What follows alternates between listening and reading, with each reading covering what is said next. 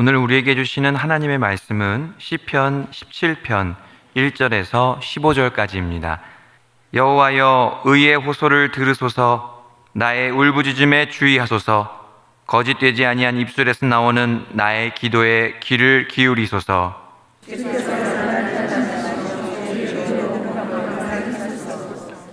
주께서 내 마음을 시험하시고 밤에 내게 오시어서 나를 감찰하셨으나 흠을 찾지 못하셨사오니 내가 결심하고 입으로 범죄하지 아니하리이다.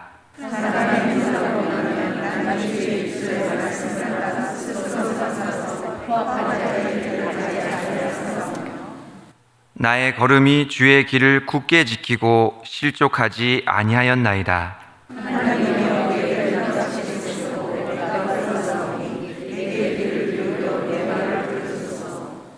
주께 피하는 자들을 그 일어나 치는 자들에게서 오른손으로 구원하시는 주여, 주의 기이한 사랑을 나타내소서.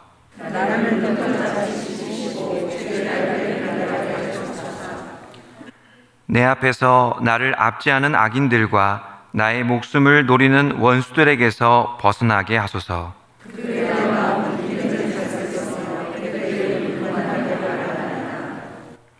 이제 우리가 걸어가는 것을 그들이 애워싸서 노려보고 땅에 넘어뜨리려 하나이다.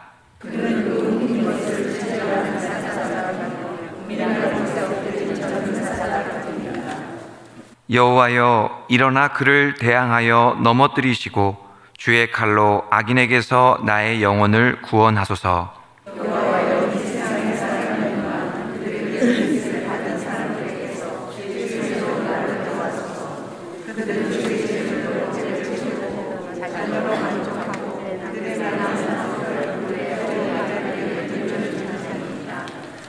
나는 의로운 중에 주의 얼굴을 배우리니 깰 때에 주의 형상으로 만족하리이다. 아멘. 오늘은 시편 강의 17번째 시간으로 주님과 함께 있는 것만으로도 라는 제목으로 말씀을 전하도록 하겠습니다. 다윗은 지금까지 악인의 길을 따르지 않고 주님의 길 또는 말씀의 길을 신실하게 따라서 살아왔습니다. 자, 그렇다면 상식적으로 그의 인생길은 꽃길이어야만 했습니다. 평탄해야 했습니다. 하지만 도리어 이 다윗은 악인들의 표적이 되고 있었습니다. 오늘 시편에 나오는 이 다윗의 상황이 무척 다급해 보입니다. 다윗을 괴롭히고 있는 악인들이 어떤 사람들인지 다윗은 기도문에서 이렇게 묘사하고 있습니다. 먼저 10절 말씀을 보면은 그 악인들의 마음과 말이 어떠한지 알 수 있습니다. 자, 10절 말씀을 봅니다. 그들의 마음은 기름에 잠겼으며 그들의 입은 교만하게 말하나이다. 여기서 그들의 마음이 기름져 있다고 합니다. 이 기름짐은 이 무감각한 것 또는 완고함을 이야기합니다. 그래서 이 부분을 직역하면은 그들의 살찐 마음이 닫혀 있다 또는 그들의 살찐 마음이 무뎌졌다라고 번역을 할 수 있습니다. 그러니까 마음에 기름이 낀 겁니다. 그러니까 얼마나 그게 무뎌지고 얼마나 무감각하고 또 다른 사람들에게 닫혀 있겠습니까? 그런데 또 이러한 무감각과 완고함은 교만함으로 연결도 됩니다. 그래서 악인들의 마음이 굳어져 있고 그 굳어진 게 교만함으로 드러나고 있는 것입니다. 자, 이러한 악인들이 어떻게 행동하는가 하면은 11절 말씀을 봅니다.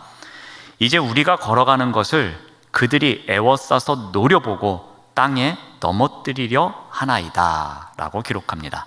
자, 이제라는 부사를 통해서 강조하고 있습니다. 악인들의 포악성, 이제 악인들이 이런 포악성이 있습니다. 그렇게 강조합니다. 악인들의 적대적인 모습을 좀 더 실감나게 표현하고 있습니다. 악인들은 이 자기들이 몸을 이용해서 어떻게 합니까? 이 타인을 넘어뜨린다고 합니다. 언제나 그 기회만 오면 수단과 방법을 가리지 않고 어떻게 해서든지 이 상대를 으스러뜨리려고 하는 자들입니다.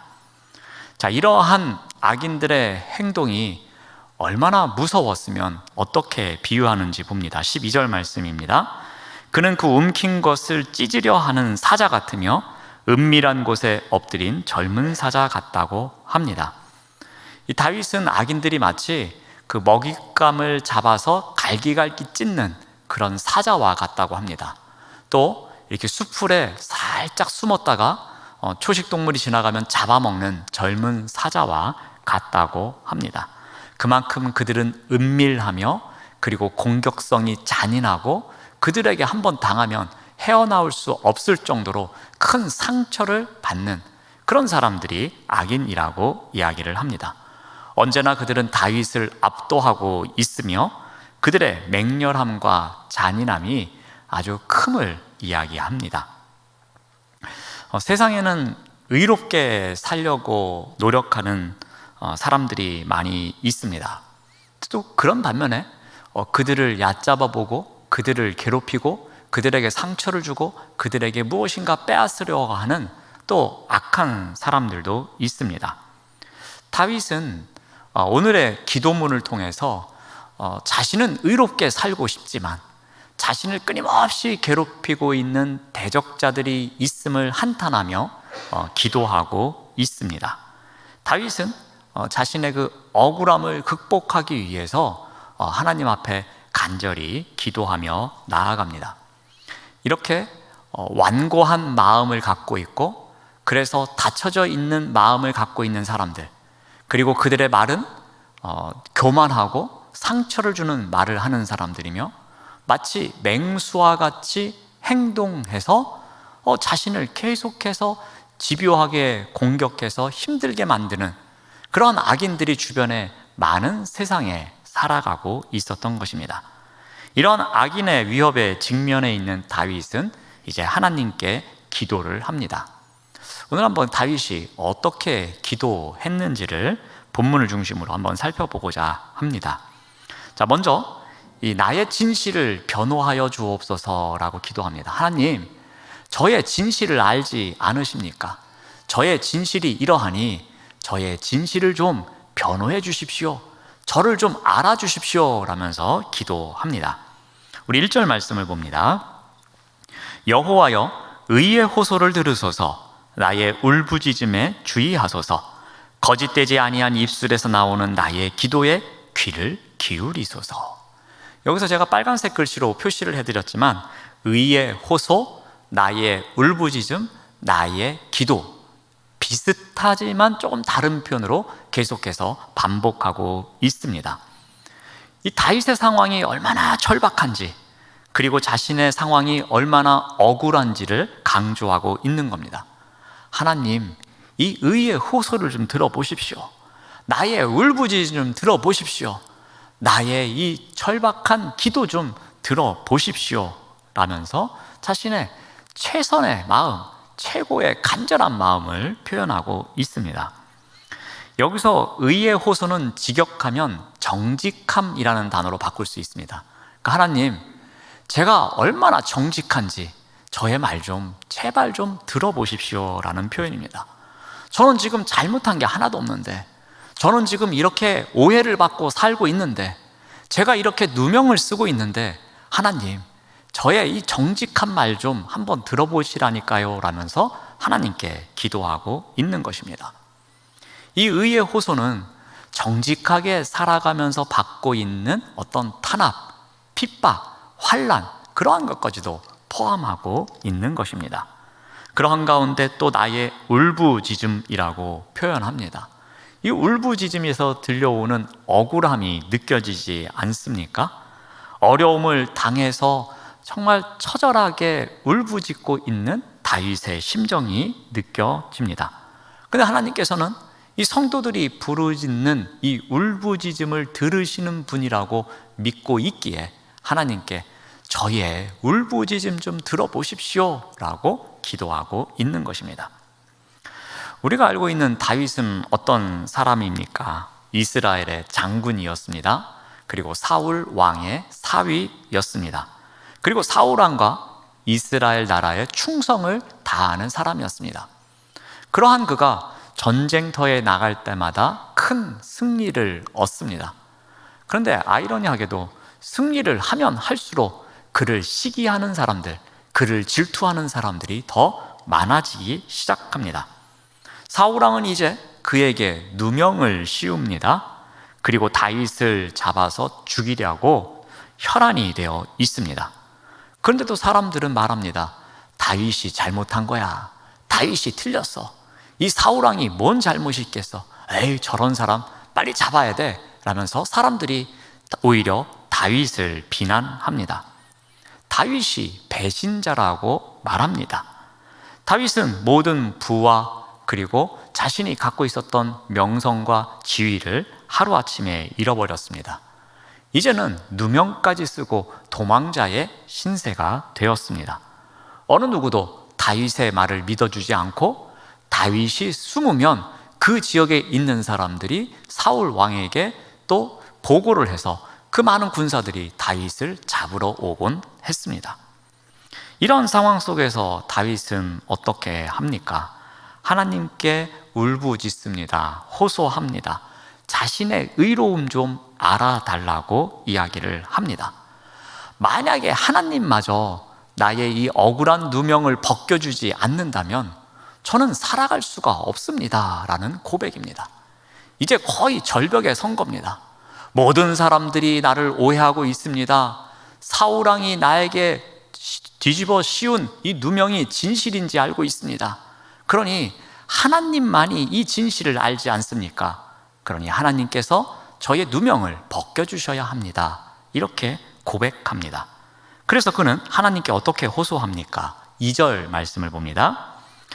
주께서 나를 판단해 주시고 주의 눈으로 공평함을 살펴주십시오 라고 합니다. 나를 판단해서 나의 누명을 벗겨주실 분은 주님밖에 없습니다. 그리고 공평함을 선포해 주실 분은 주님밖에 없습니다. 그러니 제발 좀 저를 봐주십시오 라면서 간절하게 기도하고 있는 것입니다. 자, 그런데 이러한 기도를 할 때는 사실 이렇게 조바심을 내든지 어느 정도 긴장을 해야 되는데 이 다윗은 떳떳합니다. 당당합니다. 어떻게 당당한가 한번 보겠습니다. 3절 말씀을 봅니다. 주께서 내 마음을 시험하시고 밤에 내게 오시어서 나를 감찰하셨으나 흠을 찾지 못하셨사오니 내가 결심하고 입으로 범죄하지 아니하리이다 라고 말합니다. 여러분, 밤에 하나님이 방문하셨다고 합니다. 그래서 이 다윗의 마음을 시험해 보았습니다. 근데 아무 흠도 발견하지 못했다는 것입니다. 여러분, 밤은 어떤 상징성이 있습니까? 어둠입니다. 그리고 밤은 쉽게 무너질 수 있는 시간입니다. 사람들이 타락의 문화를 즐길 때 이 대낮에 즐기지는 않습니다. 이 컴컴한 어둠이 있는 곳에서 이 타락의 문화를 즐깁니다. 고요하고 깊은 이 사적인 시간, 그 시간이 밤입니다. 근데 그 밤에도 하나님이 오셔서 나를 조사해 봤는데 흠이 하나도 없다는 것입니다. 그만큼 다윗은 지금 아주 전혀 문제가 없음을 본인이 이야기하고 있습니다. 여기서 말하는 마음은 감정 정도를 이야기하는 것이 아닙니다. 그 사람의 내면, 전 인격을 이야기합니다. 겉으로 드러나는 외양이 아닌 이 내면에 갖고 있는 모든 전 인격체를 의미하고 있는 것입니다.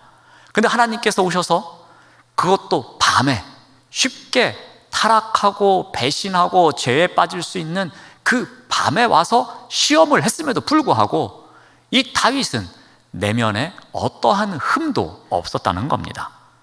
사람의 진면이 확인되는 밤에 직접 방문하셔서 감찰하셨는데도 문제가 없음을 고백하고 있습니다.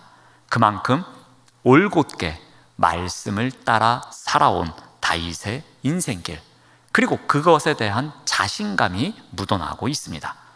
이 자신감은 말씀을 따르는 삶을 목숨처럼 여겼던 자신의 신앙을 드러내는 것이기도 합니다.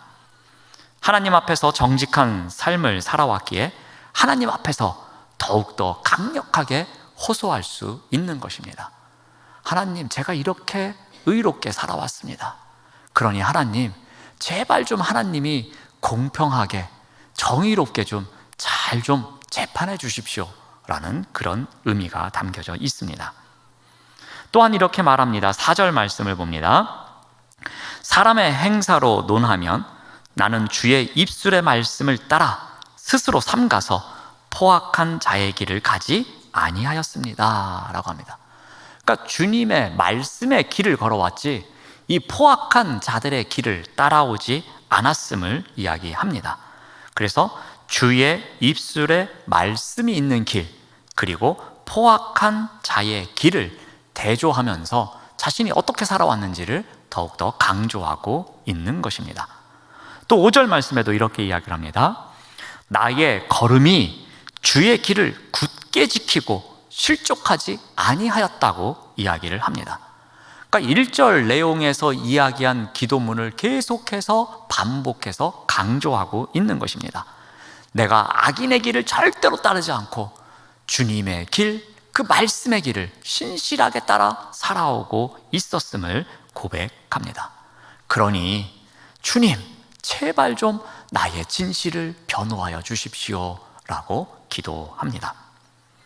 이제 두 번째로 다윗은 자신의 진실을 알아달라고 기도한 이후에 나의 기도에 응답해 달라고 기도합니다. 그 응답의 확신을 갖고서 하나님께 나아갑니다. 우리 6절 말씀을 봅니다. 하나님이여 내게 응답하시겠으므로 내가 불렀사오니 내게 귀를 기울여 내 말을 들으소서. 이 응답의 확신을 갖고서 지금 다윗이 기도합니다. 다윗이 자신의 기도가 이루어질 것이라는 응답의 확신이 과연 어디서 왔겠습니까? 그 근거를 7절에서 이렇게 이야기를 합니다. 죽게 피하는 자들을 그 일어나 치는 자들에게서 오른손으로 구원하시는 주여, 주의 기이한 사랑을 나타내소서라고 합니다. 구원을 이루시는 주의 기이한 사랑이 있기에, 내가 그 사랑을 경험했기에, 내가 그 사랑을 알기에 주님은 나의 기도에 응답하시는 분입니다 라는 확신을 갖고서 기도하고 있는 것입니다. 여러분, 여기에 나오는 이 사랑은 제가 몇 번 강조해서 말씀드렸습니다. 이 헤세드라는 히브리어를 번역한 단어입니다. 이 헤세드는 하나님과 언약 백성 사이에 있는 사랑을 이야기합니다. 하나님의 신실하심, 하나님의 인자하심, 하나님의 긍휼하심, 그 모든 것을 다 포함하고 있는 단어입니다. 하나님께서 말씀을 지키며 살아가고 있는 이 하나님의 백성이 공경에 빠졌을 때에 이 사랑이 있기에 절대로 강 건너에 불구경하듯이 그대로 방치해두지 않는 분이라는 겁니다. 이러한 헤세드, 이러한 사랑을 알기에 지금 다윗은 하나님께서 분명히 나의 기도에 응답하실 거라는 확신을 갖고 있는 것입니다. 근데 여기서 다윗이 사용한 또 다른 단어들이 있습니다. 이 하나님의 능력을 상징하는 오른손이 있습니다. 그리고 사랑을 꾸미는 기이한이라는 단어가 있습니다. 또 사랑을 표현하는 헤세드가 있습니다. 이 세 단어가 나오는 곳이 있습니다. 바로 출애굽기 15장입니다. 이 출애굽기 15장은 모세가 홍해를 건넌 이후에 하나님을 찬양하는 찬양시가 나옵니다. 그런데 그때에 나오는 이 단어들이 있는데 그 중에 이 세 단어가 다 나오고 있습니다. 그래서 무엇을 의미합니까? 애굽의 압제에서 출애굽 백성들을 구원해 주셨던 것처럼 지금도 그 하나님이 나와 함께 하시는 가운데 이 사울을 비롯한 대적자들의 압제로부터 나를 구원하실 거라는 확신을 담고 있는 것입니다. 그 능력의 오른손, 그리고 그 기이하다라는 단어, 그리고 헤세드라는 단어, 이러한 단어들은 언제나 하나님께서 나를 구원해 주실 것을 표현하는 단어들입니다. 그래서 이런 단어를 통해서 그 하나님, 조상만 구원해 주신 하나님이 아니라 오늘 지금 여기에서도 나를 이 어려운 환경 가운데서 구원해 주실 것임을 확신을 갖고서 나타내는 표현인 것입니다. 다윗은 이제 또 자신을 지켜달라고 기도를 하는데 구체적으로 어떻게 기도를 합니까? 이런 응답하시는 하나님에 대한 확신을 갖고서 응답에 대한 기도를 합니다. 응답해 주십시오. 그런데 어떻게 응답해 주시냐면은 이렇게 해 주십시오 라면서 구체적으로 기도하는 게 바로 8절입니다. 8절 말씀을 보면은 나를 눈동자같이 지켜주시고 주의 날개 아래에서 감춰 주십시오 라고 기도합니다. 자신을 눈동자처럼 지켜달라고 합니다. 여러분, 눈동자는 가장 예민한 우리 신체 구조 중에 하나입니다. 이 눈동자는 아주 작은 먼지에도 반응합니다.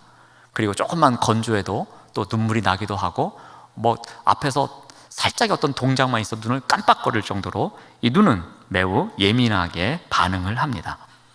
마치 이와 같이 아주 섬세하게, 그리고 모든 것을 다 살펴보는 가운데 가장 빠르고 민첩하게 나를 보호해 달라는 이야기입니다. 또한 주의 날개 아래에서 그 그늘 아래에 감춰 달라고 합니다. 마치 어미새가 새끼새를 품어주는 것처럼, 그래서 바람과 비와 어떤 풍파에 다 보호해 주는 것처럼 하나님께서도 하나님의 날개로 저를 품어달라고 기도하고 있습니다. 다윗은 이제 한 걸음 더 나아가서 더 구체적으로 기도하는데 그 기도가 바로 9절 말씀입니다. 9절 말씀을 보시면 내 앞에서 나를 압제하는 악인들과 나의 목숨을 노리는 원수들에게서 벗어나게 하소서.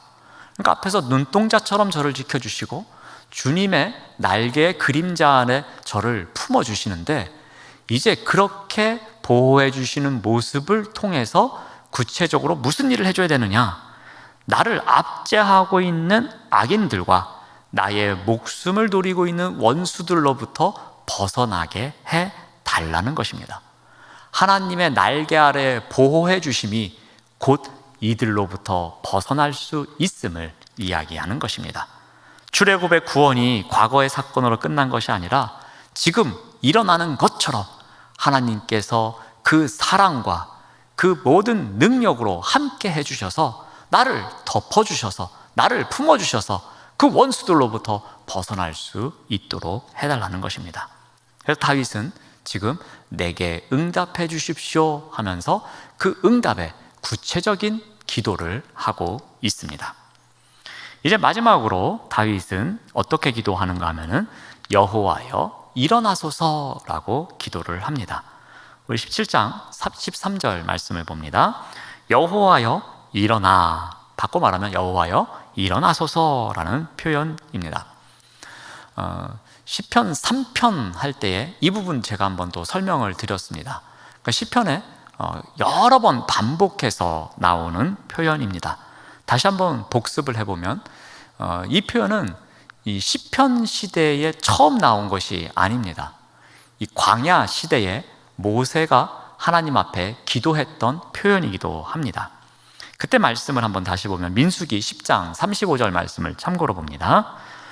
괴가 떠날 때에는 모세가 말하되 여호와여 일어나소서, 주의 대적들을 흩으시고 주를 미워하는 자가 주 앞에서 도망가게 하소서라고 기도합니다.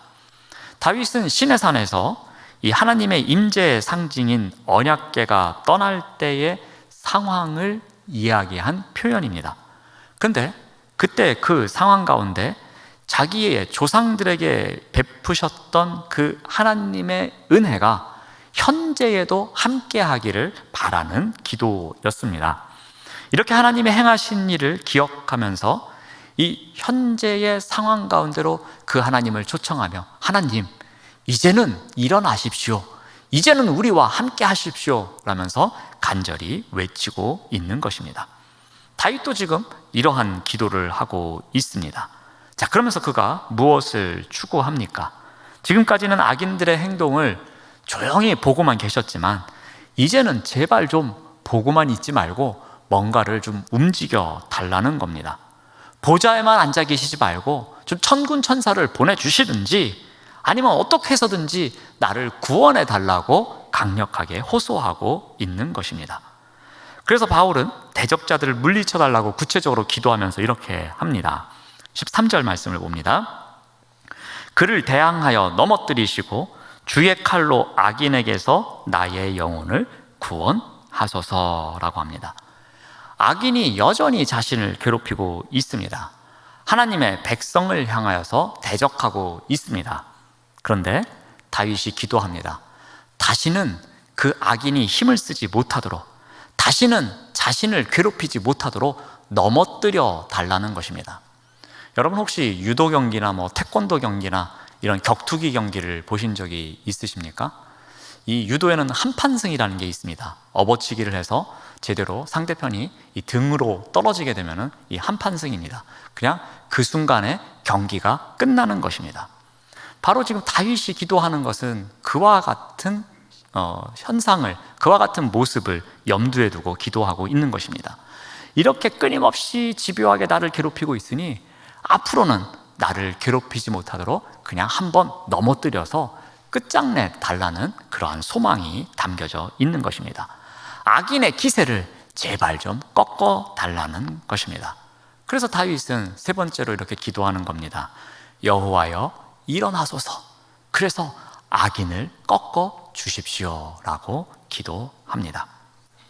다윗은 지금 심각한 위기의 순간에 놓여 있는 것 같습니다. 그때 그는 진심으로 기도합니다. 나의 진심을 좀 알아주십시오, 나의 진심을 좀 변호해 주십시오, 그렇게 기도합니다. 또 나의 기도에 좀 제발 좀 응답해 주십시오 기도합니다. 그리고 이제는 일어나셔서 뭔가 좀 저에게 보여주십시오, 이렇게 기도합니다. 근데 이런 기도를 하면서 다윗이 가장 중요한 것 한 가지를 깨닫습니다. 그리고 마지막 절에 짧게 기록합니다. 어떻게 보면 오늘 시편의 결론입니다. 우리 15절 말씀을 봅니다. 조금 이해를 돕기 위해서 제가 새번역 성경으로 읽어드리겠습니다. 나는 떳떳하게 주님의 얼굴을 뵙겠습니다. 깨어나서 주님의 모습 배울 때에 주님과 함께 있는 것만으로도 내게 기쁨이 넘칠 것입니다 라고 마지막 기도의 결론을 합니다. 그리고 제가 빨간색 글씨로 적어 놓았는데 그 부분이 바로 오늘 설교의 제목입니다. 주님과 함께 있는 것만으로도 저는 기쁩니다 라고 마지막 기도를 하고 있습니다. 여러분, 마지막에 이런 기도를 한다는 것은 어떤 상황을 이야기하는 것일까요? 지금 열심히 기도하고 있는데, 그리고 오랜 시간 기도해 왔는데 지금 달라진 게 없는 겁니다. 개선될 여지도 보이지가 않는 것입니다. 정말 눈물 흘리며 금식하며 그 목숨이 왔다 갔다 하는 순간에 오직 주님만 붙잡고서 기도하면서 제발 좀 제 진실 좀 알아주십시오, 제발 좀 저 좀 변호해 주십시오, 제발 좀 저 좀 살려주십시오, 제 기도에 응답 좀 해주십시오. 하나님, 어떻게 이러실 수 있습니까? 어떻게 저에게서 얼굴 돌리고 가만 계실 수 있습니까? 이제는 좀 일어나셔서 뭔가 좀 보여주십시오 라면서 간절하게 기도하고 있음에도 불구하고 아무것도 달라진 게 없는 순간입니다. 그런데 그때 마음속에 지금까지 느껴보지 못했던 하나님의 평안이, 그 샬롬이 다가오고 있는 것입니다. 그래서 그 기쁨을 찬양하고 있습니다. 그러면서 마지막으로 한 말이 이겁니다. 제가요, 주님과 함께 있는 것만으로도 이렇게 기쁜 줄 제가 지금 알았습니다 라고 고백하고 있는 것입니다. 사랑하는 여러분, 이 다윗의 기도에서 무엇보다도 중요한 것은 이 15절의 그 마지막 문장인 것 같습니다. 주님과 함께 있는 것만으로도 이렇게 기쁨이 넘칩니다 라는 고백, 이러한 고백이 우리에게 있기를 간절히 바랍니다. 우리가 말씀대로 살아갑니다. 그런데도 불구하고 고난도 겪습니다.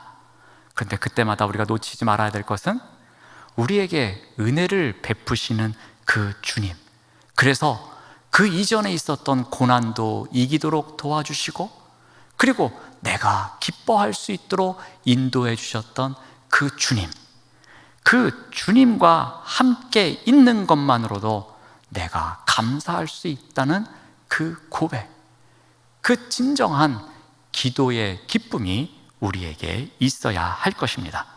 주님과 함께 있는 것만으로도 이 어려움을 이겨낼 수 있다는 믿음을 우리가 늘 선포하며 살아가시기를 바랍니다. 기도하겠습니다. 하나님 감사합니다. 은혜가 아닌 과거가 없었음을 자신 있게 고백하면서 주님과 함께 있는 것만으로도 기쁨의 찬양이 넘쳐나는 인생길 되도록 인도하여 주시옵소서. 예수님의 이름으로 기도드립니다. 아멘.